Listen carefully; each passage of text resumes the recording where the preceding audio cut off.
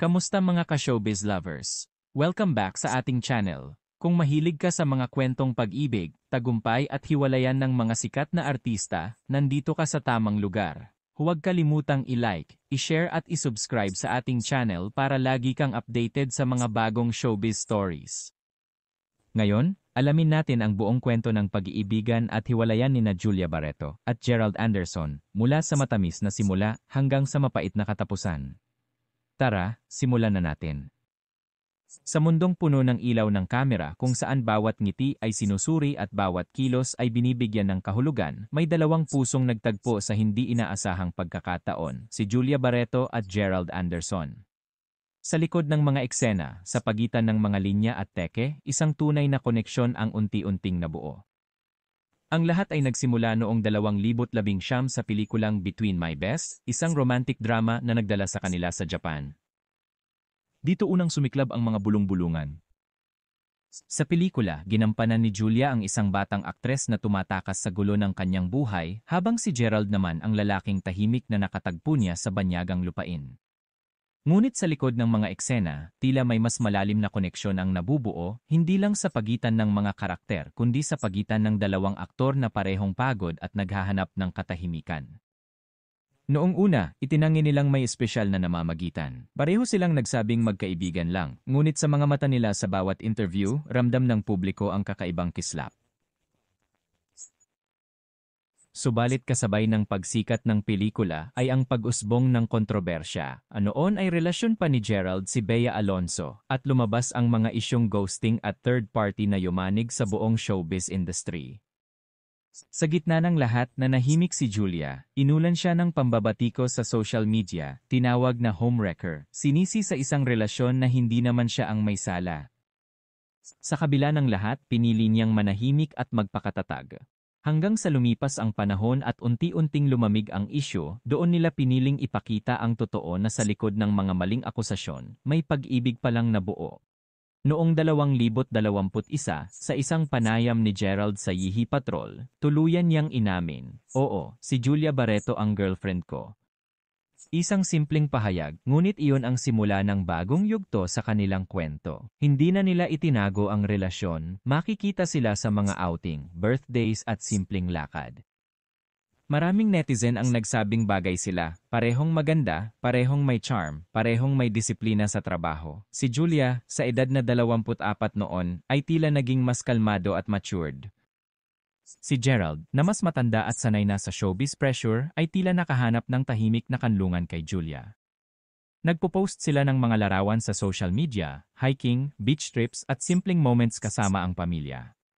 Para sa marami, akala nila ito na ang forever ng dalawa. Ngunit gaya ng maraming pag-ibig sa mundo ng showbiz, hindi sapat ang kilig at pagmamahalan para labanan ang mga hamon.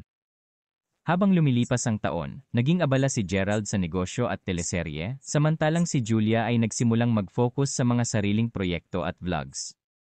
Ayon sa mga malalapit sa kanila, dumating ang panahong bihira na silang magkasama. May mga alingas-ngas na nagkakaroon na sila ng space sa isa't isa, pero walang kumpirmasyon mula sa magkabilang panig. Pagsapit ng 2024, nagsimulang mapansin ng mga tagahanga na bihira nang mag-post si Julia tungkol kay Gerald. Wala na rin ang mga sweet comments sa Instagram. Sa mga event, madalas ay solo silang dumadalo. Kapag tinatanong sa interview, parehong sinasabi na, "Okay kami," pero sa likod ng mga ngiti, tila may bigat na hindi kayang itago. Hanggang sa dumating ang Setyembre 2025, nang tuluyang kinumpirma ng Star Magic na hiwalay na ang dalawa. Ayon sa opisyal na pahayag, ito ay isang mutual na desisyon. Walang third party, walang gulo, kundi simpleng 2 taong napagod sa paulit-ulit na cycle ng distansya at pressure. Sa pahayag ni Julia sa kanyang vlog, tahimik pero matatag ang kanyang tinig. May mga taong makikilala mo na magbabago sa iyo magpakailanman, at isa si Gerald sa kanila. Pero minsan, hindi sapat ang pag-ibig. Minsan, kailangan mong piliin ang kapayapaan higit sa lahat. Hindi siya umiyak sa harap ng kamera, ngunit ramdam ang sakit sa bawat salita. Si Gerald naman, sa isang panayam ilang linggo matapos iyon, ay nagsabing, Si Julia awalaw magiging espesyal sa akin. Marami siyang itinuro sa akin tungkol sa buhay, sa pag-ibig at sa pagpapatawad. Palagi kong hihilingin ang kanyang kaligayahan. Kung iisipin, nagsimula ang lahat sa isang pelikula. kulang tungkol sa pangalawang pagkakataon, at marahil iyon din ang naging simbolo ng kanilang kwento. 2 taong parehong nasaktan sa nakaraan, nagkita sa maling oras, at nagmahal ng totoo, ngunit hindi nagtadal. Ayon sa mga kaibigan nila, walang sigawan o matinding away sa paghihiwalay. Dumating lang sa punto na pareho na silang tahimik na nagdesisyong bitawan ang isa't isa.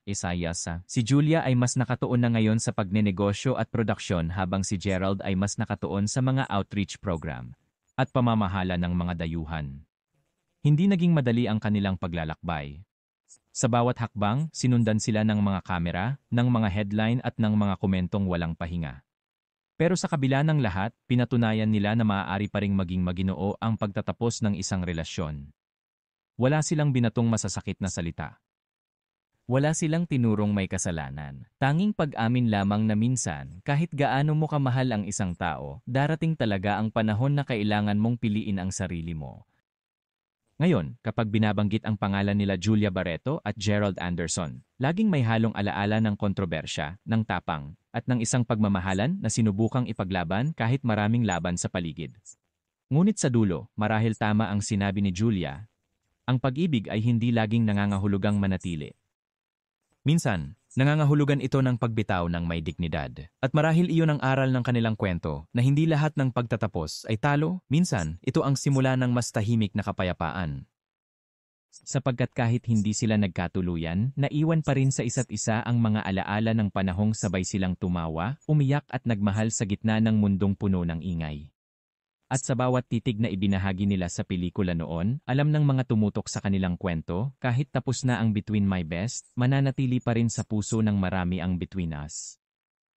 At diyan nagtatapos ang ating kwento, mga ka-showbiz.